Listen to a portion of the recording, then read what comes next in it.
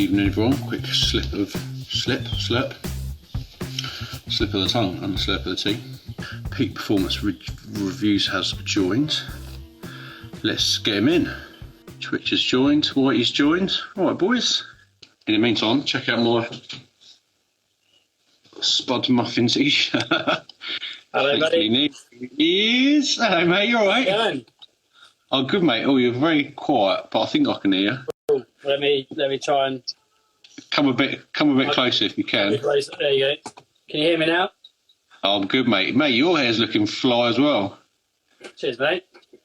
I don't know. What was it Tim said to me last week? Trim's looking fresh. I was like, you're all trimmed and looking good as well, son. Yeah, I mean, it's taking me less time to cut my hair these days. It's like the top's kind of disappearing by itself, and it's super grey at the sides. So I'm trying to keep it like as short as possible. Just for men. Oh, I'm not messing about with that. Just for, so yeah, you're still quite quiet. Do you want to come a little bit closer? Let me try. Sorry, mate. That's sorry, right, I'm so needy. I've got a road mic. I might try putting that on. Oh dear. When I had Grant Williams on, he said I was really quiet. I mean, first time for everything, and then he tried plugging me in the sound bar or something, and then I disappeared. Is it worse or better? Ready? I'll plug it in. Go for it. Now, can you hear me better? Oh yeah, that sounds good. Can you still hear me? Oh, no, your sound's gone now. I plugged that in, and I now can't hear the sound of you. Oh mate, that's one of those issues. I guess it's like plugging headphones in. I think I'm having issues at the moment with my phone, because every now and again, if I do a live, I've been places. I think like I went terminal velocity, and I seem to have issues with the microphone. I don't know whether if I turned it the other way, you might then hear me, but I won't be able to see myself or you. So it'd be a nightmare. No, I think once you plug it in, it's one of those like this is going to get really boring and technical for anyone. Sorry, anyone that's hoping for any kind of entertainment. When you get the when you plug it in, depending on if it's got like 3 or 4 or 2 lines on the thing, it might just do the microphone bit, but not allow the sound to come out of the speakers or whatever. I know what you mean. I mean, who knows? The window as well, because it's blooming boiling here tonight. Yeah, okay, mate. We'll get there eventually. I got everything set up. I got everything set up, and then things don't go to plan. They don't work how they 100%. should. I've been sat here. The worst is waiting. I get to like 6:10. I'm like, I just wanted to get on now. I cut my hair. Yeah. I've set everything up. I've got my little stand set up. Got a couple of lights set up, and I'm sat here like 6:25. I was like, oh, I forgot my notes. So I quickly legged it off. Got my notes. Come back, and I was like, I'm sure there's a couple of things I need to do here. So I've got right at the last minute start mucking around with bits and bobs. Anyway, first of all, welcome to the Spudcast, Mr. Alex from Peak Performance Reviews. How are you doing? You all good? Yeah, all good. Yeah. Just been like manic and busy and everything like that, and lots going on. But all good. Can't complain. Do you want to quickly introduce yourself and say what it is that you do? Yeah, I can do. Why not? Yeah, so I'm Alex, Peak Performance Reviews. I pretty much do everything from the editing to everything else, the filming, etc. Kind of one-man band, so to speak. I sometimes rope the odd person in to kind of help here and there, but by and large, I do everything. So, yeah, essentially, I've incorporated the business, so it is actually a business. It is full-time as such. However, I do run and have another job. So I've got a job that brings in good money to allow me to do the things I need to do, including the vlogging, funny enough. And I've been involved in motorsport for many, many years, been around kind of motorsport teams, got my race license, done things like that. And I think because of that, I remember years ago, one of my friends who actually has got a really big channel, but it's not a car channel, it was a sports channel, over 1 million subscribers, and he lives not too far from me. So he always huge channel. I picked up tips from him, and he just said, you know what, you're into cars. He goes, you just talk all the time about cars, live, breathe, sleep cars. He goes, this sounds familiar. Yeah, that's what I mean. And he just goes, look, you go places, and you're always at a circuit. You're always doing this, you're always doing that. He goes, you should just vlog it. Just try it. And I was like, do you know what? I would love to do it because I've always been. I do talk a lot. Anyone that knows me will know that I talk a lot. I'm very passionate about things that I love, and one massive thing being cars.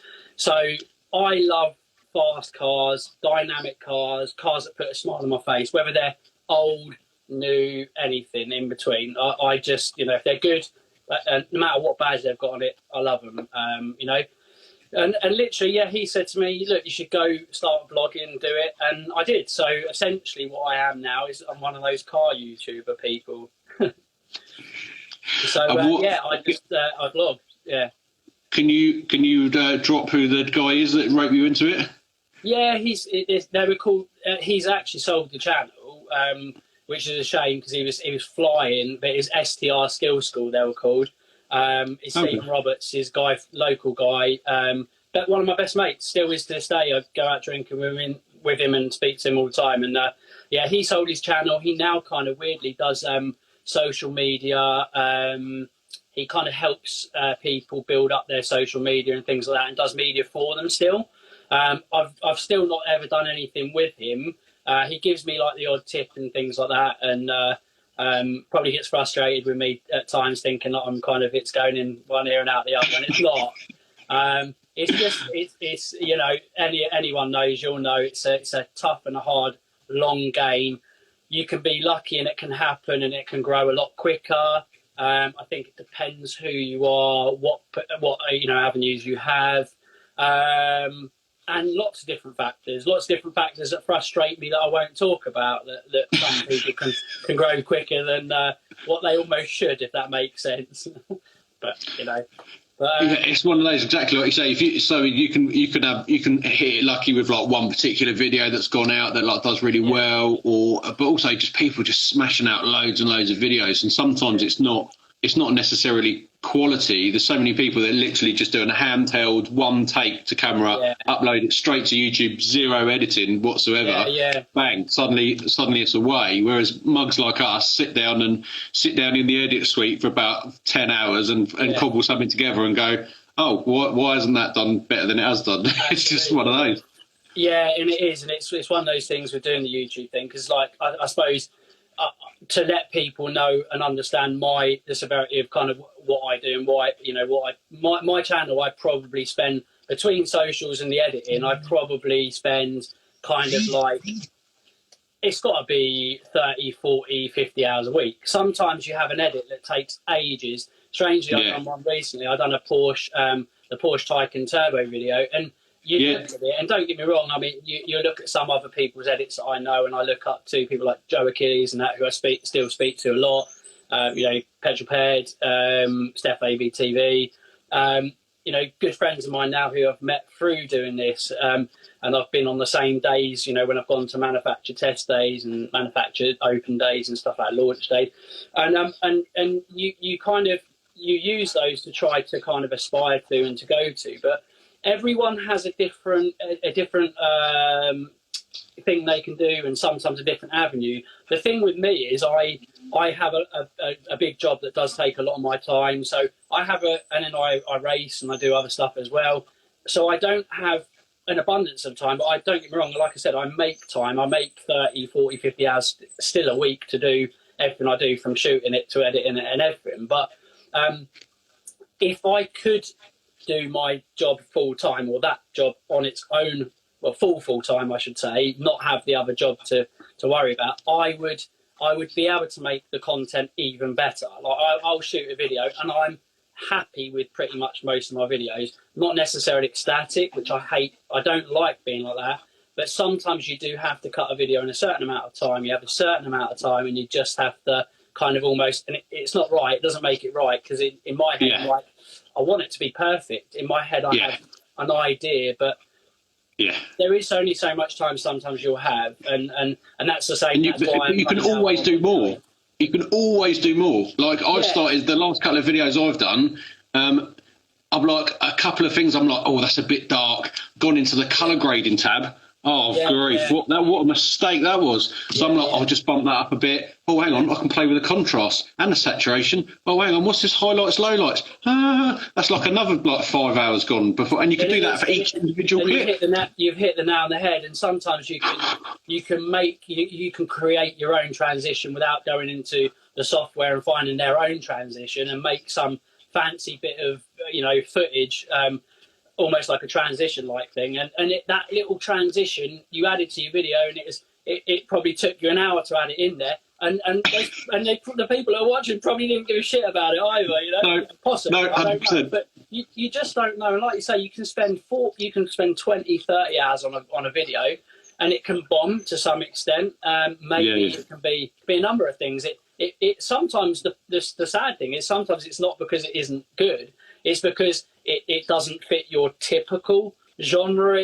It's frustrating. It's a YouTube algorithm. It's something that off like loads, but that it differs depending on the size of your channel. Now I'm kind of at that level where I'm starting to get more invites to places and things like that, and manufacturers are starting to let me do things a bit more, and I get a few more invites. But we're still we're not big enough to get cars thrown at us, and for that, and unfortunately because of that, especially through COVID, we've done well with viewership and things, but it's killed us a little bit. Like my growth and the percentage of growth I was seeing kind of eradicated when kind of COVID happened, because of just I ended up having to create content around my own cars, which is limited to some extent. I know you can kind of pretty much, there's loads of stuff you can do with one car or a few cars, but there's only so much, and people like who come to my channel typically do want to see reviews, hence it's called Peak Performance Reviews in the title. So clues in the title. Yeah, and unfortunately I haven't been able to do that as much, but it will be coming soon, because obviously things are lifting a little bit and are getting a lot better. So, but it's frustrating, but it's we all know YouTube is about the highs and lows, and the lows kick you in the nuts, because you can have loads of subscribers 3 or 4 days in a row, and all of a sudden, I remember, and not too long ago actually, I've had a few fluctuations recently where I've had sometimes no subscribers in 2 or 3 days of late. It's really weird, but my growth has definitely slowed down. It's frustrating, but I know why. It is massively because of COVID, but because of the content is limited to what you want to do. It's a shame, but it is what it is. That's YouTube. Have steep Mate, I go most days, I get no subscribers, and then I check it and I've got 1 extra subscriber. I'm like, honestly, you're so excited. Yeah, to be fair, back then, this is the thing with YouTube as well, though. It gets obsessive. So you'll get to a point where once you've got past that kind of getting 1 subscriber a day, down the line you'll only be getting 2, and then you'll get frustrated, and then your viewership will fluctuate a little bit. But you're at the point where you are going to grow. You're getting the right content. Your content's constantly getting better, but it's always been good. And good people as well. But I don't mean this I always say this, and I don't mean it in a funny way, but I mean people that you genuinely get on with, people that you genuinely connect with, people that are genuinely your friends, because you meet them and you have the same passion and the same likes, And then you meet good people, and for that, and then once you meet these good people, you've got to try to do something for them, even if it's a little bit, and then they do often something for you. I'm not saying that's what you ask of them, but it naturally just happens. It's like a friendship, and that's what you get with YouTube and kind of growing friendship within the vlogging or car vlogging circles. But yeah, 100%. And it is, like you say, it is difficult, but it's all about networking, like you say. But kind of like I kind of had the thought about doing some of these just after Christmas. I thought, I know some people. Let's get them on and have a chat. We're not allowed to meet people in the real world. Let's effectively get them on and have a video call. Hence why we're having a chat. One thing I want to touch on, also, the same as last week with Tim. I've never met him before. I've never met you before. literally, I've just got you on. We've just started gassing. I feel like I've known you forever, and I don't know whether it's because of that weird kind of social media world. I've watched your stuff before. I'm guessing you've watched some of my stuff before. Yeah, absolutely. We have a back and forth all the time, but just over text. And now you've just jumped on. I feel like I've known you for years. It's a bit. Yeah. Yeah, it is. It's a bit weird. It's crazy because, like, even people like I mean, I've Joe, to be fair, I've met quite a lot of times, but I've met him probably, I know, maybe more than what I'm going to say, but 6 or 7 times, like, at media events and stuff. But it's the same with him. Like, even though, you know, we haven't met, like, I've met him only 7, 8 times. It's like I've met him like 30 to 50 to 100 times. I know Joe very, very well as such. You know. We're not like super, close friends like or anything like that. But I would treat him as one of my vlogging car friends. Definitely.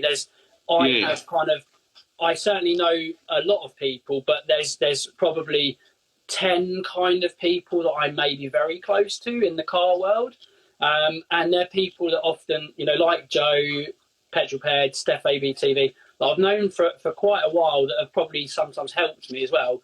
And that's another reason why you connect. They're good genuine people that when you speak to them, actually, they're there to help. And you either connect with people or you don't. And 100%. And people like that I've really, really got on so well. I mean, Joe, I've been speaking to all day today about my laps and stuff in the FK8. Funny enough, yesterday at Snetterton, because I know that he's done a lot of work around there with some really nice cars. And I kind of was like picking his brains, and we were kind of going, "Oh, just to let you know, I've done this, and it's mad that you were doing this, and so we could compare notes and cars, and it's interesting, and get on really, really well with Joe, Petrolped, Steph ABTV, loads of others to be fair, but they're kind of people that I'm particularly close to, and always try to keep in touch with. Yourself as well. We talk, like say, over messages and stuff like that. It's just, like you say, it's people that you just seem to connect with really well, which is great. Yeah, and, it's good. And like you say, cars is like one of those things. Got a message from Tim here, random strangers. A bit like me and you last week, mate. Random strangers. I've just let me flip back. While we've been having a bit of a chinwag, I've had some other messages pop up. They might not even be on it. My mate Jim says, "Rick, is that Ronnie O'Sullivan? Have you ever had that before?" Yeah, I have. I reckon he was the one that commented on my YouTube video 2 years ago. About 2 years ago, I had it. I can't see it personally, maybe a little bit, but I have had it once, and it was once on a YouTube video. I think it's the lighting, you see. It just it's not compliment. No, I'm not saying it's not complimentary. He's fine. He's all right. But it's one that sometimes I think I do, if it makes sense, depending on like the camera and how you're doing things. Sometimes I think I see myself and I'm like, yeah, okay, I get that. But yeah, only once. I have heard someone on one of my YouTube videos go, "Is that you, Ronnie O'Sullivan?" Yeah. I had Jimmy Neutron before. I didn't even know who it was. I had to look it up. It's a cartoon character. Apparently, you heard of him? Jimmy Neutron. Who? Sorry. Jimmy Neutron. Jimmy Neutron, yeah, Boy Genius.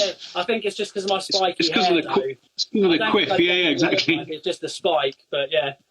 He was like, "You right, Jimmy Neutron?" I was like, "All right, mate. I don't know who he is." Yeah. I said I had to look him up. Yeah. Fair play. Yeah.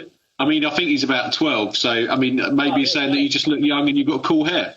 Yeah, there you go. That's. I think I said something along those lines. Yeah. Yeah. I'll come back to the witty comment.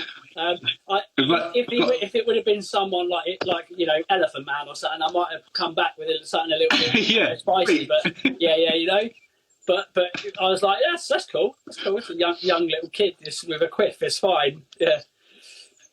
What else we got? My mate Graham said Spud with lots of views. Hello, mate. Good to see you, mate. We need to catch up. I need to pop up, see you for a cup of tea, because I ain't got a lot on. Who else we got? Oh no, it's just jumped back down the bottom now. Oh, here we go. Oh, I need to do this on like some sort of laptop or something, because it just keeps jumping around. Oh no, here we go. He loves it. How good is he? How good? I can't even speak, man. I haven't even had a drink yet. How good is he? That is the question. That is the question. I mean, I can't read the question, but that is the question. What, a snooker or? Yeah, I guess so. Yeah, can you do a 147 break? Yeah, maybe. Can you do a 147 break? No, I'm not bad. I'm not bad. I can play a bit of snooker, but I'm not. I'm probably what you'd call average to good, I reckon. But I haven't played a game of snooker for, I reckon, about 10 years. Snooker's hard, man. The table is ginormous. Yeah. Give me a game of pool any day. I love it when you get the extenders you get the ones that are so long. You put two together, and they're like bending when you're trying to take a shot. Yes. Yeah, I'm sagging, nearly hitting the table. Weirdly, I think when I replied to that guy, I said, I wish I had as much money as him, is what I said. As much money as Ronnie? Yeah, he's got a few quid, hasn't he? Must have a few quid, And he's into his cars. Yeah, I know. Yeah, he's into his cars, yeah. Maybe that's why he asked as well. He thought, oh, yeah, he likes his cars as well. Maybe it is him, you know? Maybe Ronnie O'Sullivan is peak performance reviews. I think he's quite a bit older than me, I'd like to think, because I know who he is. Yeah. But yeah, he's been on Fifth Gear a couple of times, I think, doing some car stuff with the boys. Yeah, I've definitely seen some stuff. And I know he messes around with cars. Yeah. Yeah, I don't know what he's like for unfortunately. As a peddler, but my name is genuinely Alex. Yeah, when you're on YouTube, it's Alex. During the day, you didn't say much about your other job. I'm assuming it's pro snooker. Yeah, that's it. What is your other job? Can you say what your other job is? Yeah, of course. Yeah. So no one really asked me, and I don't kind of like shout about it, even though I'm, no worry about it. I'm a business development manager at an industrial screw compressor company called Avalair. So it's Avalair compressors, and basically, I go out and about all around the UK, and I'm a posh salesman. Basically, I kind of call it. I sell anything from a £2,500 screw compressor to sometimes like £250,000 projects. So they're quite it's quite big stuff, but it's good. Yeah, really good job. Enjoyable most of the time. But obviously, would I prefer to be driving cars fast all the time? Of course. But thankfully, it helps me to do my other job, which is full time as well, which is peak performance reviews. But it's a good job, pays well. I'm pushing and aiming towards that, being able to make this a business, but it's going to be quite some time. I know roughly where I think it will be before it can be a sustainable business, but it's a long way off. Not an insane time off, but I think a good while off. But you can't quantify it completely because how long's a piece of string? It's impossible to know where your growth will be.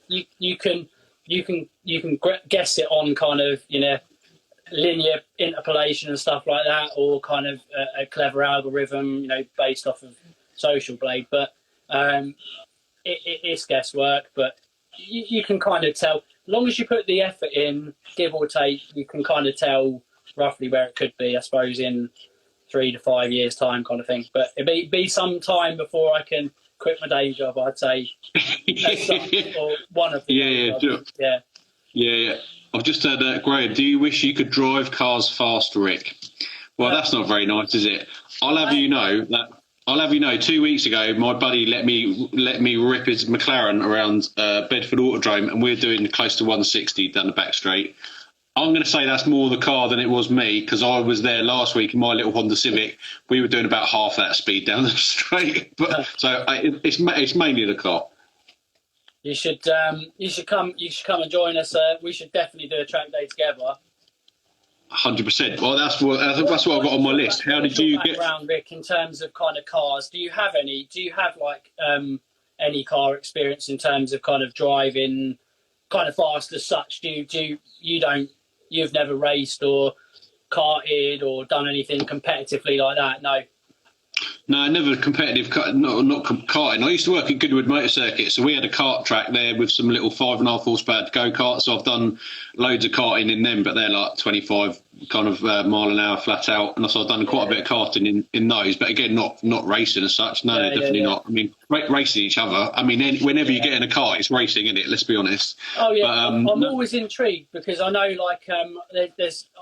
I meet people and you've got people that kind of don't do many track days. You've got keen track day goers that do a lot of track day work, and then you've got people that race. And I often think just because you race doesn't necessarily mean you are going to be better than a very good track day goer. However, once you've built up experience as a race and, you know, gone around and done door-to-door racing, it is a completely different level, and it is very, it does kind of completely open up a different world, and it does require quite a bit of skill, especially to kind of get at the front end and stuff like that. But 100%, and exactly like you've just said, there's people that say, "Oh yeah, I go racing," and some people, they're the people that you go to watch the racing, and they're floating around in 28th place, and they're about absolutely 30 seconds a lap off of the leaders. But I bet they tell all their mates that they're a racer driver. Yeah, and you know what? And I don't mean, and I never think it's disrespectful, because like I'll see people, for example, you'll see Time Attack, and you'll see some of the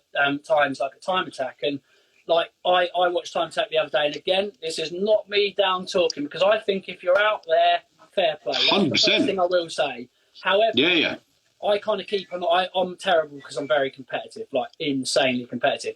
I always kind of look, because any championship that interests me, or things like Time Attack that interests me, I'll watch every kind of round and stuff like that. And if I'm not there, I'll keep an eye on the TSL timing sheets. And I looked the other day at Pocket Rockets class. Every single car that typically enters into that championship will have really good tyres, and they'll have a cage and a lot of mods. If I would have put this is when the car that I used to have, my Fiesta ST, which was stage 2, NS2R road tyres, full weight, full interior, the times I was doing, I could come 6th in Pocket Rocket class. And again, I'm not down talking some of the people that are in Time Attack. I'm not saying that, but I can pedal. Again, I don't think I'm the best driver in the world, but it's just interesting to understand kind of sometimes people's abilities. Yeah. But funny enough, I was saying it to Joe earlier on, because sometimes you can kind of see Joe pedal around a car, like around circuit, and he'll say he's doing these times, and he'll say it's fantastic. Well, I think Joe is a perfect ambassador to be able to talk about cars and how they handle, and because he can drive very well. Like, that's me looking. He's very good, yeah. As someone who races myself, I watch him and I go, I could see him doing very well in a racing series, for example. He's a great driver. So I respect people like him even more than I do some other vloggers, for example. But he's a fast peddler. And like I say, if you had someone else, for example, say his M2 competition done 2 minutes 11, like it did with Cup 2s on, I can guarantee you another, I'd say very good driver would probably still only do 2 minutes 15, 2 minutes 14. Because the differential between a really good driver and a very good driver it's surprising, actually. And that's why I tend to follow people more like Joe and Petroped and people that have got that little bit of a racing background. Not necessarily, because there's other vloggers that I find massively interesting. Steph, I mentioned earlier on as well, his editing skills and his videos are incredible. I love his content, but yeah. Enough about them. Let's talk about me. Yeah, no, it's joking. No, 100%. You said about Joe. I was up when we did Bedford last Saturday, week ago Saturday. Oh, it seems like for ages ago. It was a week. No, it was 2 weeks ago. This Saturday. Good grief, that's gone fast. He took me on the M3 press car that he had, and it was I mean, the car's blistering, but he exactly what you say. He uses all the track. He knows exactly when to. Like scrub it off, get on the gas. He drives like a racing driver. He drives like someone that would have the ability to be quick around circuit. And I think still he would need to go and get his race license and then start racing, and he'd probably hone it and make himself even quicker. But absolutely, looking at Joe and his videos and understanding and seeing how he drives, you can see that he's a great driver. Yeah, definitely. I mean, we did get a black flag for drifting, but. The more of that in I'll put my cameras chuck my cameras in the car quick. He's like, 100%. So I've done a little bit. I'll put that in. I'll probably do a track day Bedford edit at some point. But I went out with him. I went out with R44 Performance in their M3, and I went out with my buddy Chris. Has just got a new Lotus Exige 410. Nice. That thing is absolutely hysterical. They're insane. And they sound so good as well, don't they, now? Oh, my days. It's literally a 2-seater turbo go-kart. It's just hilarious. The only thing I would say is I can't believe how expensive Lotuses have got now. Jesus, I haven't got a clue what it costs. New. If it's a new one, oh my God, the new prices of Lotuses. Really? What are they up for the small car they are? I mean, they're outstanding. They're amazing cars. Second-hand market's still gone up as well with them, but they cost some money. You say about Lotus is actually an interesting car that was out on circuit with me yesterday. There was an Aerial Atom, a new one, so the Aerial Atom Turbo.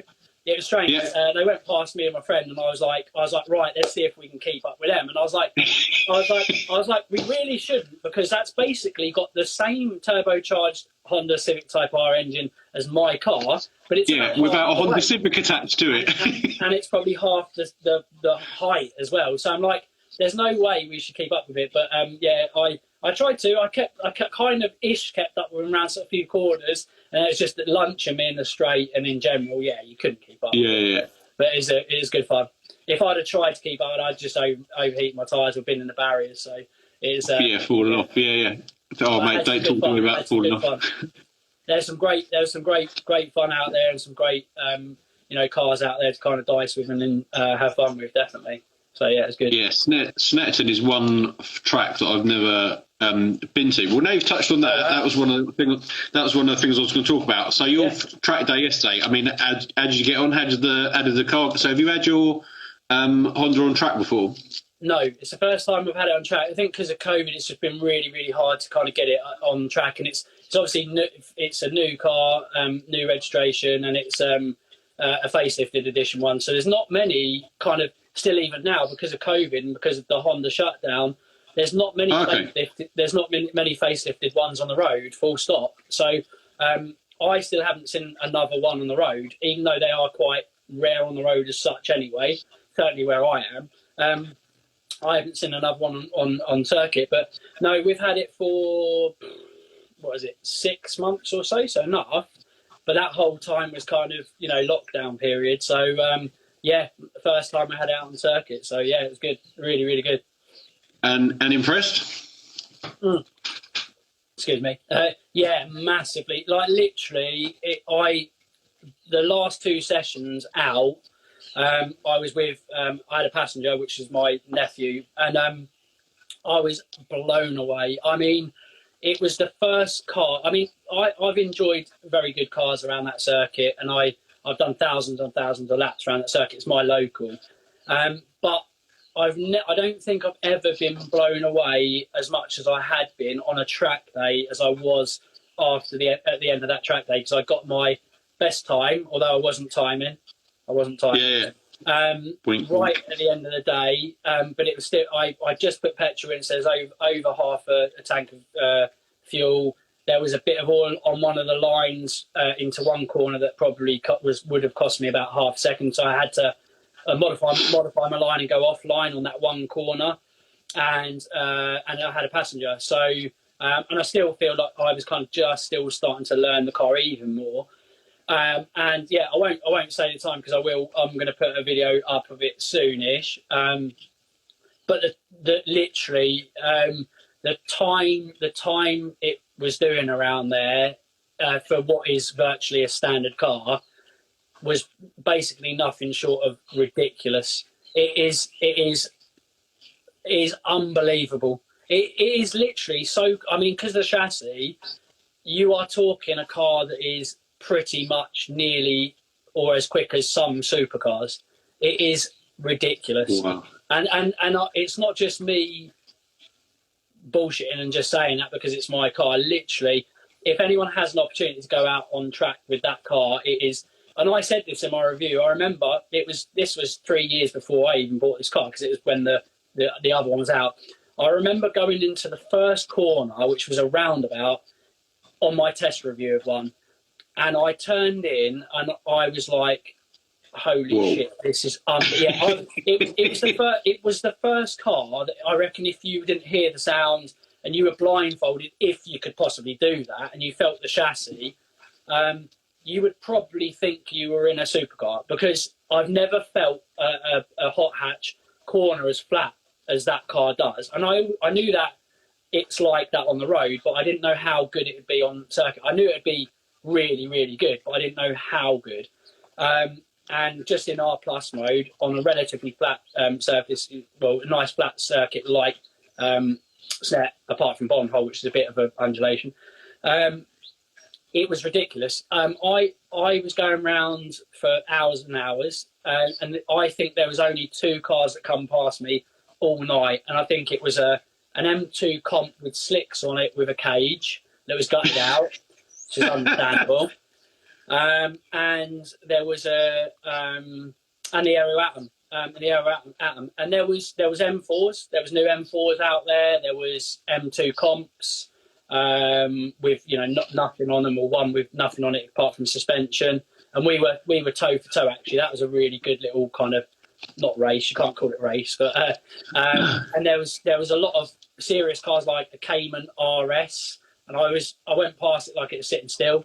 It's ridiculous. I know when you go on a track there, it's the same as anything. It depends on the driver. I'm not saying saying I'm the best driver in the world, but I don't know what that driver's doing as well. But it's mind blowing. I'd say it's ridiculous. It's a ridiculous. I still to this day, and I did say it, I don't think there is another hot. There's definitely not another hot hatch on this planet that has as good a chassis as that car. No chance whatsoever. There's other cars that are quantifiably close to being as quick around the circuit, but it'll be down to grip levels and DSG gearboxes. And basically, in short, and I don't mind saying it now, the new Golf R is really, really quick. They're not a million miles off each other, but what you have to remember is that car has a DSG gearbox. I'm rowing around on a H pattern. You put a DSG gearbox on that FK8 and it would be 3 seconds a lap even quicker than what I was doing. I don't want that. Don't get me wrong, I don't want that. I want the manual box. So I'm happy. But there is nothing out there, hot hatch wise, that has a better chassis. There isn't. No way. No way. Pit Lane Jamie, double trouble. That's a bit harsh, isn't it? I've also had a couple of other comments. My mate Graham, you can't tell that Graham runs the press centre because he's just said the GR Yaris is better. So I can't see it. I haven't driven it, but I can't see it. I think it depends. Now again, this is me spitballing. I was meant to drive one last weekend. Now, from what I understand, people that really are the people that are really, really in the know, that kind of really like fast dynamic cars, are the ones that I feel are not being led by marketing or someone saying, oh my god, it's the best car because it's a homologation special and blah blah blah and this. Yeah. I think the people that are honest will tell you that the FK8 has a better chassis, but it's different. Yeah. It's a different car. That's more like a rally car. You see it flick round a corner, and I reckon, don't get me wrong, I can't wait to drive the Yaris. I'm sure I will love it close to as much as something like the FK8. It's a game-changing car that I know I'm going to love, but it's a completely different car. It's a car that you can throw into a corner, and you can throw into a corner like a rally car. You could probably have more fun in the GR Yaris, easier. But then when if you took them both out on track, I can't guarantee you, but I'm almost certain the FK one would annihilate it, and I think it would also. Well, it's been proven. There's enough lap times out there on short circuits actually that are, in fact, just spitballing and saying some facts, I suppose. The old outgoing FK8 has been tested against the Yaris GR around some circuits, relatively short circuits. Typically speaking, it's half a second to a second quicker, the FK8. Not a lot, isn't it? Yeah, it's been proven to be quicker around track. So on a bigger circuit, it would be more than that. More, yeah. And that still was the outgoing Civic, not the facelifted Civic. And the facelifted Civic has got a hell of a lot of changes, and it's definitely quicker. It's quite a bit quicker. It's got floating discs out the factory. What's the power on yours? Or on an FK8? They're exactly the same power, 320 horsepower. 320, okay. They're both still 320 horsepower. but there's loads of there's suspension geometry changes, processor changes on the dynamic suspension. There's bushing changing. There's a little bit of aero changing, cooling changing. It's got better brake pads. It's got floating discs out the factory. There's more. Wow. There's even more than that. Steering changes as well. There's loads of changes, and it's my head and my butt dyno would tell me that the new one is probably, like, round Snetterton, I suspect it's a good second a lap quicker than the outgoing one, I guess. But yeah, I very much doubt, as a dynamic car focused A to B, point to point on a track, I very much doubt the Yaris is better than the FK. I just don't see it. And the people I think I'd agree. Yeah, but I think I agree. Yeah, and that's what I would say. I would say for what it is, I think bearing in mind it's a 3-cylinder as well and a few horsepower down, the fact that it's only that away from a FK8, I think is really, really good. Oh, incredible! Yeah. I think if it was pouring with rain, the Yaris would be a very good contender. Oh, yeah, obviously, rain. I think rain. That's the thing. Normal conditions. Most conditions in UK, the Yaris probably around some silly twisty roads and a little bit loose underneath would be better. Rain, definitely better. Fun factor without having to really push, GI Yaris. And I think for that reason, if you as an all-round package, it's going to be there or thereabouts. And I can't wait to drive one. I know I'm going to love it, and I think it's fantastic. It's an amazing car, but it depends. It's the same as anything in terms of a review. It's still always subjective. It depends what that user wants. And weirdly, some people say to me, I get asked loads of time, what hot hatch should I buy? I'm in the market, it could be on any of my videos, and they're like, I'm thinking about this, I'm thinking about that. I don't always reply. I don't go back to them and go, the FK8's the best hot hatch. You got to buy the FK8. Because what I say to them is, what do you need out of the car? What do you want out of the car? And that's important, because the FK8 isn't the right car for everyone. I mean, some people hate the look of it. Some people can't stand the sight of the look of it. So if you can't... I'll be honest, I'm not a massive fan of it. the look of it. I hated it when it first came out. I hated it. It used to make me puke nearly, I hated it. I honestly, the more I've seen it, it's grown on me a lot. It's one of those cars that I think some grow on me. I now look at it and I generally think, I think it's more because it's an engineering masterpiece more than anything. It was designed in a wind tunnel. Every single component does crazy things, and it's mad. I could go on for ages. I'm not going to, but it's incredible. And I think for that reason, I look at it and I go, wow. I think for that reason. And it looks, I still think, even though it looks mad and garish, it does look special. It just looks. It definitely looks special. And I would say my mate's got an FK2, and I really like the look of that. I think it's just a little bit more understated. Like the front of it's like a bit. Weirdly, I was the same. I used to like that one definitely better. But I don't know more. I've now seen an FK8, an FK2, and I will look at them now, and I'll be like, almost like a bit like, it's nice, I like it. But it's a bit boring. But it's not. It's a bit plainer. Things change. Yeah. Whereas I'll be honest with you, and I'm just going to spitball this though, I don't think with the FK8, I looked at it and I kind of went, I don't like the look of it. The new M4. The front end of that car, honestly, I know everyone talks about it, and we're well past that. And I know, obviously, Joe has, got, something, it doesn't, I have to be honest, but I think a lot of people are honest. Sure. I don't think the front end on that car I don't think I'll ever like that. That is like, Apart from I think it's got better with time, but I don't think I'll ever go, ooh. Yeah, me, I just, every single time I look at it, I'm like, oh my god, like, but also somehow the M3 looks better than the M4. Hides it. Yeah. But if you get a dark colour, it does hide it, and you kind of almost don't see it. And the rest of the car, beautiful. The rest of the car, mate, it's a mega bit of kit. Yeah, It's a mega bit of kit. What I would say with the M3, it feels quite like, it feels more like a 5-year-old M5. It feels like quite a big grown up car, which is not necessarily a bad thing, but I mean, a mega bit of kit, mega bit of kit. Yeah, I can't wait to drive one. I'm sure it's really, really amazing, definitely. And really nice seats as well. Going back to the Civic. My main thing with the Civic, you could fit my Civic in the boot of your Civic. They are massive. Weirdly, I agree. But this is why part of the reason why we actually did end up buying it, because I've got a small little family and a missus, and honestly, it's.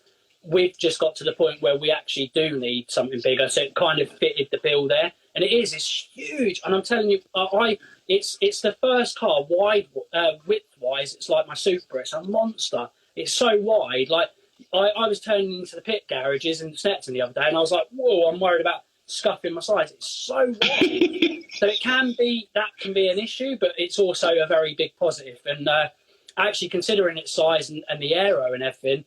The fuel consumption as well is just unbelievable. Mind blowing again. So good. Oh, is it good? So good. It's unreal.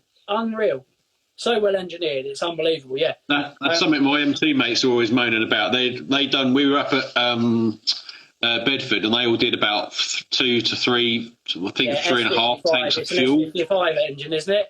They just drink. Really horrendous, aren't they? Yeah. Whereas the B58 and the B48s are both quite efficient motors. What I don't understand is it's the same engine in the M3, but the M3 doesn't seem as not the brand new M3. The comp, I forgot. Yeah, I want to say one. The older one was the S55, and the new one's actually a B, isn't it? But maybe they do still drink. I don't know. Yeah. I don't know. My mate Gav very kindly let me drive his M3 CS around Silverstone. That's a 2018 or 19 car, and on the motorway I was getting 40 plus to the gallon. It's so good. That's incredible. I mean, you'd struggle to get 30 to the gallon out of an M2. Yeah, tech's coming on. Be clever. You'll probably find that even though BMW don't write about it, it's the same as some of the Audi motors now. They use the cylinder harvesting, so they do individual cylinder shut off. They'll shut off cylinders. Okay. It literally shuts off cylinders, so it can be more efficient. So it's really clever, really, really clever, and that's how they find ways to kind of be more efficient. But at the same time, a car like that with that power, when you put your foot down, it's still going to drink, because at the end of the day, the injector's a certain size and the pump's a certain size, so it will drink when it needs to and it won't when it won't. Yeah. But the Civic's got quite a clever engine. It's a bit like the EcoBoost lump in the Fiesta ST. Even if you rag it, it does really quite good miles per gallon. If you drive it efficiently, it still stays in a certain window. It's quite mad. It's really good. Sounds better than my Type R. I had an EP3, which is one of the reasons I sold it. It was just rubbish on fuel all the time. I'm like, I don't mind a car being bad on fuel when you're ragging it, but you can't just be bad on fuel all the time. So my little 1.6 Honda that I've got now, on a run, I probably get 40, 42 to the gallon. On average, like doing a school run, popping around, maybe a few VTECs, whatever, 32, 33 to the gallon, which is mega. Obviously, on a track day, a lot less. But my Type R, you couldn't get 30 out of it. No. 25, 26 at best. And then if you had a few spirited drives, it'd do 20. Yeah, absolutely. It's weird, even when I stripped weight out of my one when I raced my EP3, I had a race car, a full-on race car EP3. That would, it was road legal as well, but when I took that out, you'd get about 30 mile per gallon. And that was tuned, but it's because it was so light.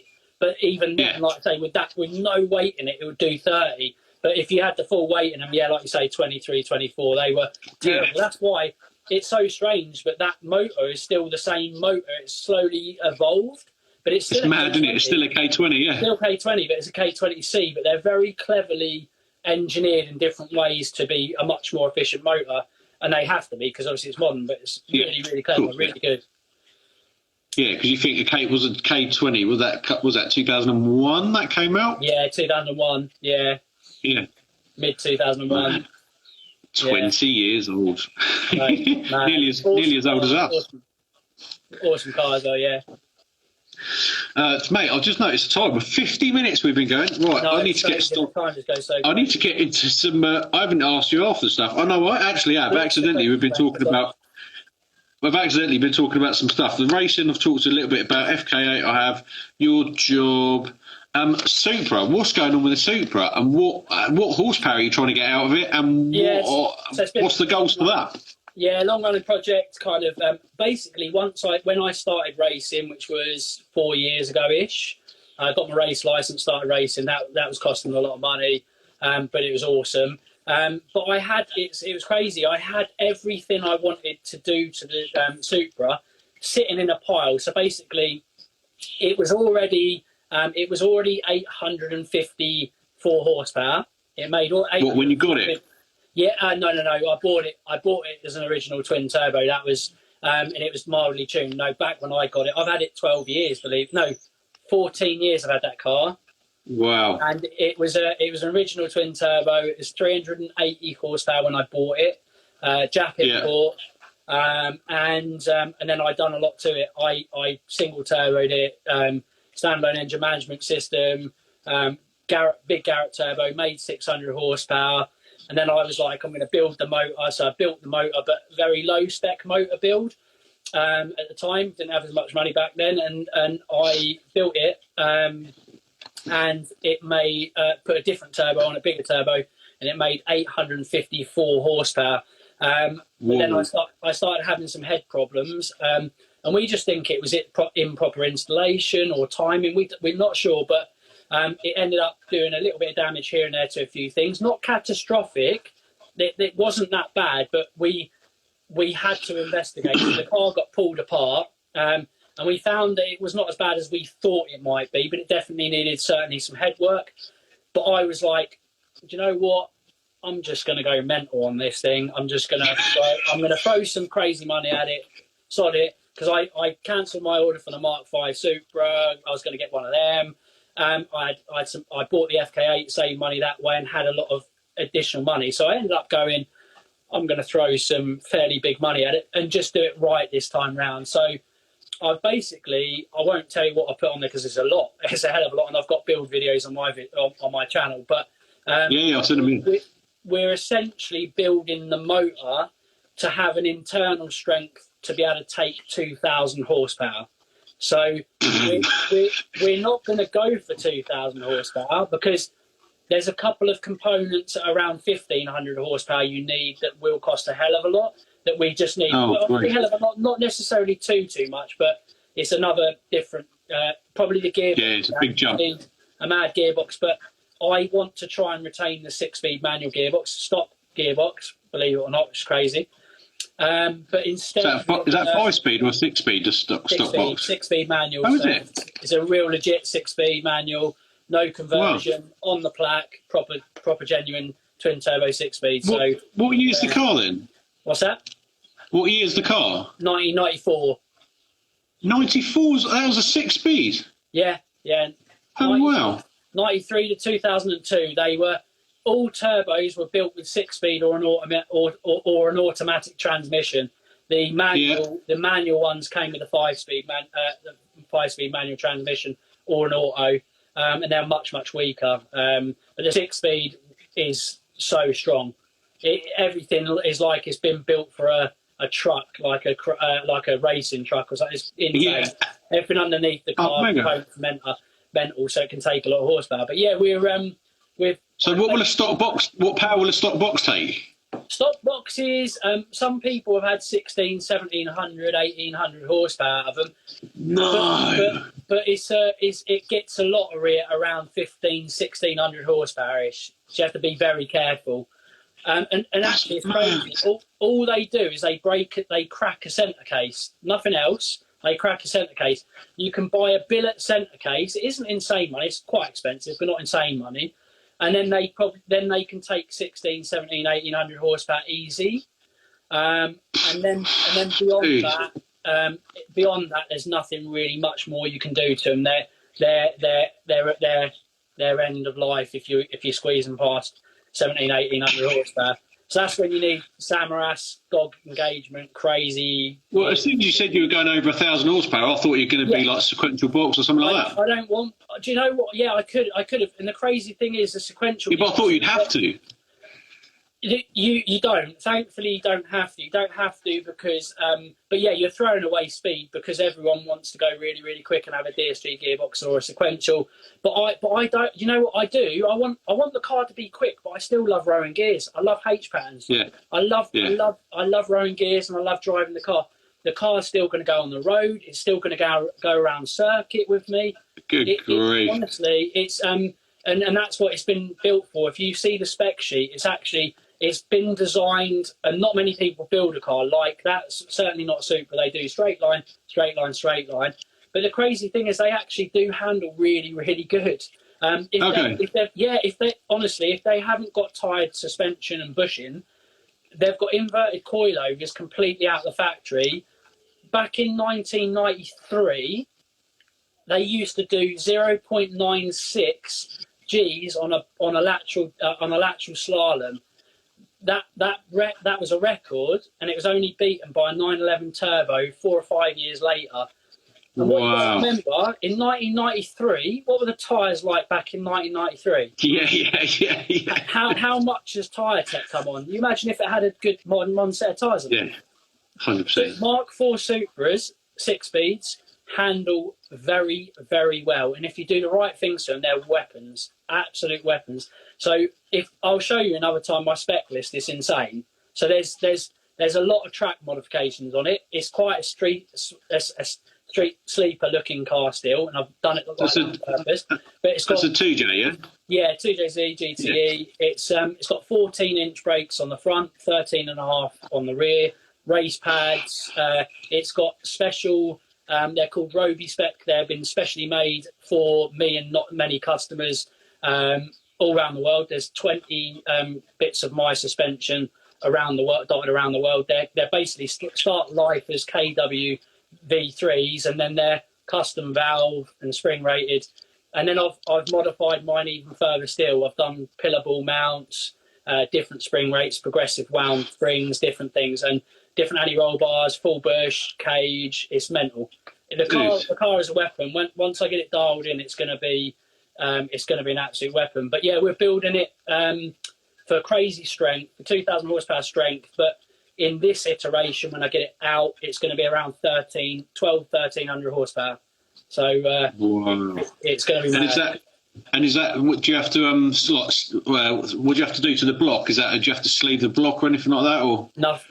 So this is the crazy thing as well. Again, 2JZs, if you know, they're kind of one of the best built motors probably ever created, and they get this kind of weird. You know, everyone kind of gives people Toyota 2JZs no shit. You know? Big up the Toyota, man. They know how to build a car for sure, right? Race techs and people like that, if you ask anyone, a race tech anywhere around the world, they'll probably tell you it's one of the best, the same as the gearbox, one of the best gearboxes and one of the best motors probably ever created, even still to this day. They've got engine girdles internally on them, really. They're girdles. They're cast iron, they're Siamese bore, they're thick wall, they've got a high deck, a thick wall deck. They're insane, basically. So massively over-engineered. Basically there are people with completely stock motors. I mean, completely stock as in piston combos. There have been known to make 13, 14, 1500 horsepower stock. It's not a good idea. It's a lottery at 800 to 1,000, I'm told anyway, on the pistons and comrods. The block. Some people have had 3,000 horsepower in Dubai. The people at racing on a stock block, not the stock cast, the actual core. The short block, less the pistons and the comrods, but. So the block is insanely strong. So the people that are running 1,300 brake on a stock effectively engine, what's that? Just uprated turbo and just wind it up. You can get 1,000 horsepower without necessarily spending crazy money.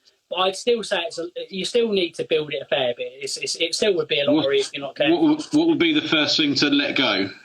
Pistons and conrods, basically. Conrod first, piston next. They're forged out of the factory like the crank, but they're thin. They're strong but thin. But the next level is you then build it for kind of 900 to 1200, and that costs quite a bit. That you need a lot of external things as well, like ancillary equipment that can take that power as well. Quite expensive pistons and conrods. When you build between 13 and 1500 horsepower, everything becomes a lot more expensive. When you build for 2000 horsepower strength, you have to put a lot of money into it. I mean, it's not easy. It's not easy. It's a lot. It's hard. And what are you hoping to do with it? Go and do like high speed runs of it, kind of VMAX 200 type things and that sort of stuff. Yeah. So genuinely, I've built it as what I call a multidiscipline car. I honestly think I'm one of not many, and probably the only Supra in Europe that has a setup and from ground up or bottom up that does everything. That will do everything well. But that's what I've tried to create in this car. So I will. But you wouldn't do a track day with it. Yeah, absolutely. Really? So this is where it gets interesting, or it'll make you understand, because you're probably thinking, how can you track a 1300 horsepower rear wheel drive car? It's ridiculous. Yeah. The reality is, you can't. You can't. But I've got a number of things that will allow me to do incredible things with the car. So you don't have to run 1300 horsepower. So I run a Civex ECU. So I can literally, I've got a Bluetooth module and it will communicate to my iPad. I've just integrated an iPad into my dash, and all I need to do is just press a couple of buttons, a bit like a McLaren on the traction dial, and I can just turn down the boost settings and the map settings I can go as low as what's called wastegate pressure. So my wastegate crack pressure is the lowest power I can run. We don't know what that is yet, but we think it'll probably be 750 horsepower-ish. So my low boost map could be 750 horsepower, but it probably won't be, because I've changed my intake plenum for this big old, huge, amazing, clever bit of a kit, lovely, beautiful billet plenum, and I'm going drive-by-wire. So it's now electronic control rather than cable. So with that, you can communicate the sensors and the throttle with the ECU, and the ECU can cut the throttle percentage opening to absolutely whatever you want. And because of that, it means you can limit power. So I could, if I wanted to run 300 horsepower, I could run 300 horsepower in that car. What? So it just can be controlled, and we'll also run G sensing, traction control, and all kinds. So it's going to be very sophisticated. You can completely turn it off, so it can be wild, and you can dial it up maybe 15 settings and just dial in the traction to how you want. Boost by gear. So we can limit boost in first. We can up the boost a little bit in second. And we can have on-the-fly challenges with boost by gear. It sounds like you're going to need a degree to drive it. Well, it helps to know about it, because when you go to buy bits, people they don't see you coming. To be honest with you, if you own a car like that, you find, especially from owning it from when it was stock, you learn a lot. But I was a master tech as well, so I do have an automotive engineering background as well. So I'm hands-on with things, so I do a lot of the mods myself. Tuning I won't touch, although I'd like to get into one day, to just do a little bit more myself, which I probably will start to do maybe this year a little bit. Just so I can do a few dial it in myself. But it's awesome. It's an amazing bit of kit. The one thing that kind of comes to my mind, which I find amazing, is we were tuning it just before it was taken off the road, and my tuner was in Dubai, and he remote mapped my car from Dubai. He turned it on, turned it off, he goes, just to let you know, Alex, I'm just going to blip the throttle now, just so it don't make you, shit yourself, basically. And he was flipping the throttle from Dubai via Wi-Fi through connection into the car. That's awesome, mate. It's so clever. But yeah, it's a lot of there's a lot of money in that car, a lot of money. For sure. But it's awesome. I love it. I love it to bits. Mental. So when you finish, you'll be able to do a VMAX 200, but you'll be able to stay at home, just drive the car out there on your laptop. Yeah, that's not quite like that clever, but no, we definitely plan to do. Yeah, we definitely plan to do some track days in it. Half miles and some VMAX, 100%. So it's going to be even the odd quarter mile, but yeah, no, it's going to be mega. It's going to be designed to do everything. Basically, it's going to do mate. Apart from probably go out in the wet. Well, you can with the traction control settings, but I mean, you're not going to be the fastest thing out anywhere in the world, basically. The traction control is just going to be having a fit, and you probably won't move. That'll be when I put the traction control on the safest crazy setting. But that being said, I have done a track day in the ice in that car when it was 850 horsepower, but I turned it down to about 600 that day.